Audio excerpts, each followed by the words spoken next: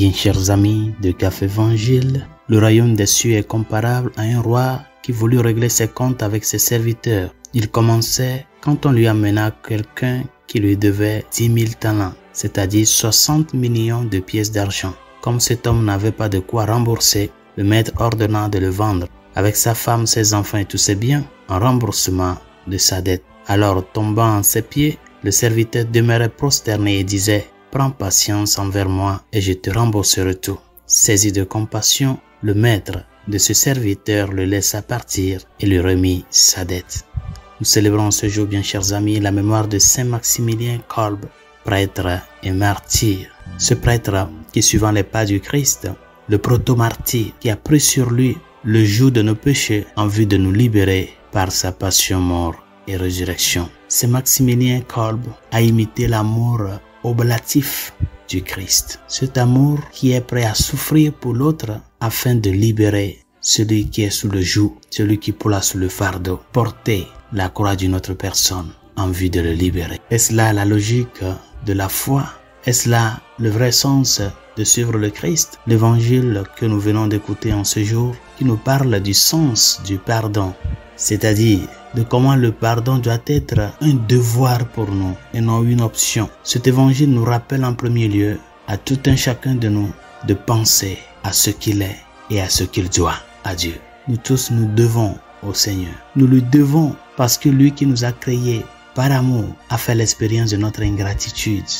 Cette ingratitude qui s'exprime par cette décision libre d'aller à l'encontre de Dieu. Mais ce même Dieu-là, parce qu'il est amour, et c'est l'amour qui le meut, n'est pas resté les bras croisés devant notre différence et notre ingratitude. Au contraire, il nous a manifesté le tréfonds de son amour à travers le don du pardon. Cet évangile doit t'amener, mon frère et ma soeur, à penser en premier lieu à tes faiblesses. À savoir que tu as une dette à payer. Et cette dette n'est autre que la dette de la gratitude. L'amour de gratitude.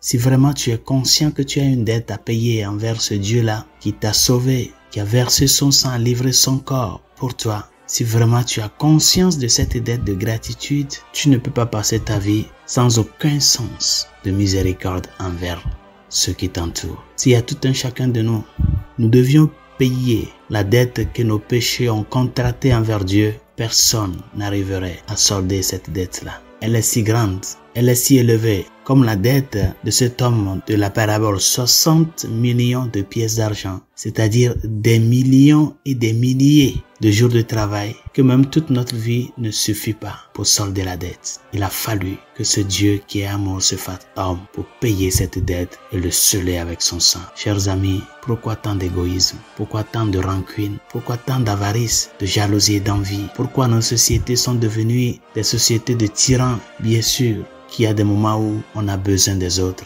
Mais est-ce que l'aide que tu donnes à l'autre, tu as besoin de crier ça sur le toit? Tu as besoin de réclamer? Bien sûr que c'est ton dû. Est-ce que tu sais que quelqu'un a donné la vie pour toi? Et l'unique chose qu'il attend de toi, c'est la gratitude. Cette gratitude qui doit te transformer en un instrument, un messager de cet amour premier avec ta vie. Prenons conscience que nous sommes tous des débiteurs et nous devons à Dieu. Et si nous devons à Dieu et nous tous, et que ce Dieu-là a donné la vie pour tous, devant ton frère, devant ta sœur, c'est envers ce frère et cette sœur-là que tu dois commencer à manifester cette gratitude de vie. C'est Maximilien Kolbe l'a bien compris. Il a su qu'il doit quelque chose à Dieu. Parce que, chers amis, la liberté, comme on le dit, n'est pas gratuite. Pour être libre, il faut payer quelque chose. Il faut payer le prix de la liberté. Et ce prix de la liberté, c'est quand nous apprenons à suivre le Christ dans son don total, dans son don gratuit. Un don gratuit qui nous interpelle à pouvoir vivre avec un sens d'humanité, ne pas voir nos frères comme des ennemis,